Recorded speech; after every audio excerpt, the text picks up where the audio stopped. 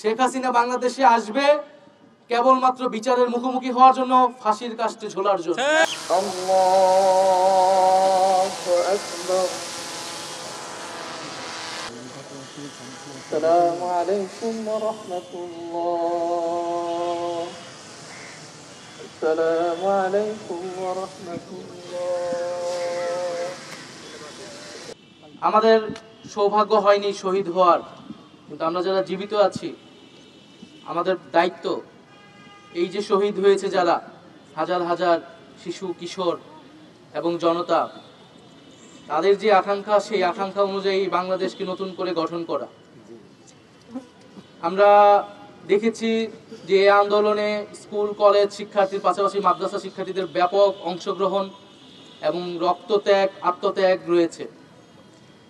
আমরা শুধু এই আন্দোলনই না, এই সরকারের পুরা 15 বছরের ফ্যাসিবাদী শাসনকালে আমরা দেখেছি যে মাদ্রাসার শিক্ষার্থীদের প্রতি বিগত সরকারের একটা আলাদা ধরনের ক্ষোভ ছিল। মাদ্রাসা শিক্ষার্থীরা বিভিন্ন সময় সরকারের রোষানলে পড়েছে, বঞ্চনা এবং অবহেলার শিকার হয়েছে। আমরা 13 সালের শাপলা হত্যাকাণ্ডের সময়ও দেখেছি যে মাদ্রাসার শিক্ষার্থীদের উপর কিভাবে পুলিশি নিপীড়ন চলেছিল। কিন্তু তারপরেও মাদ্রাসার শিক্ষার্থীরা রাস্তায় এই জুলাই আন্দোলনে নেমেছে। স্কুল কলেজ শিক্ষার্থীদের, বিশ্ববিদ্যালয়ের শিক্ষার্থীদের কাঁধে কাঁধ মিলিয়ে তারা লড়াই করেছে। আমরা সেই লড়াইকে স্যালুট জানাই, শ্রদ্ধা জানাই। এবং সমাজে যে বিভাজন শেখ হাসিনা সবসময় করে রাখার চেষ্টা করেছিল, এই জুলাই আন্দোলনের মধ্যে দিয়ে সেই বিভাজন দূর হয়েছে। এবং আর কোন শক্তিকে, আমাদের দেশের ভিতরে দেশের বাইরের কোন শক্তিকে আমরা আর এই বিভাজন করতে দেব না ইনশাআল্লাহ। বাংলাদেশের জন্য, বাংলাদেশের স্বাধীনতার সার্বভৌমত্বের জন্য যারা লড়াই করবে, আমরা সবাই কাঁধে কাঁধ মিলে একসাথে আছি, ঐক্যবদ্ধভাবে আছি। এবং এই জুলাই আন্দোলন যেভাবে গুলি চলেছে, এখনো আপনারা হাসপাতালে গেলে বা যারা আহত অবস্থায় আছেন, এত ব্রুটালি এবং এইভাবে যে পঙ্গুত্ব বরণ করেছে, এটা আর কোনো আন্দোলনে এরকম হয়েছে কিনা আমার জানা নেই। এরকম পঙ্গুত্ব বরণ করতে আমি দেখি নেই, যেভাবে মানুষের হাত পা চোখ নষ্ট হয়েছে। যুদ্ধ আহত হলেও এইভাবে আসলে পঙ্গুত্ব বরণ করতে হয় না। তো যারা বেঁচে আছে আহত অবস্থায়, তাদের বেঁচে থাকাটা অনেক বেশি কষ্টের, অনেক বেশি যন্ত্রণার। আমরা জানি, আমরা সেই যন্ত্রণা, সেই কষ্টের প্রতি সবসময় সমবেদনশীল। আমরা সকল শহীদ পরিবার, আরাফাত সহ সকল শহীদ পরিবারের প্রতি সমবেদনশীল। এবং এই সরকার অবশ্যই এই শহীদ পরিবার এবং আহতদের পরিবারকে রাষ্ট্রীয় মর্যাদায় পুনর্বাসন করবে।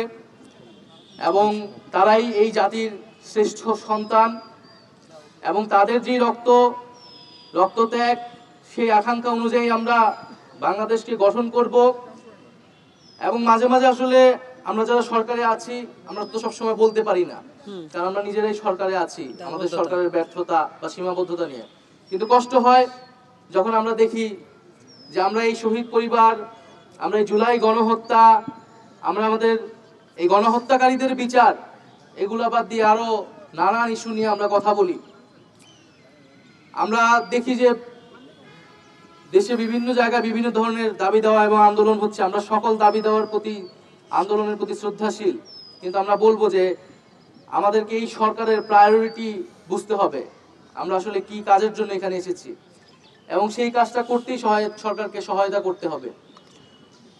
এবং আমরা বলবো যে এই জুলাই গণহত্যা সহ এর আগের যে গুম খুন, এই সকল গণহত্যা এবং গুম খুনের বিচারের মাধ্যমে কিন্তু সমাজে একটা ন্যায় বিচার নিশ্চিত পাবে। এবং এই শহীদ পরিবার এবং আহতদের সামনে জাতি হিসেবে আমরা আসলে দাঁড়াতে সক্ষম হব।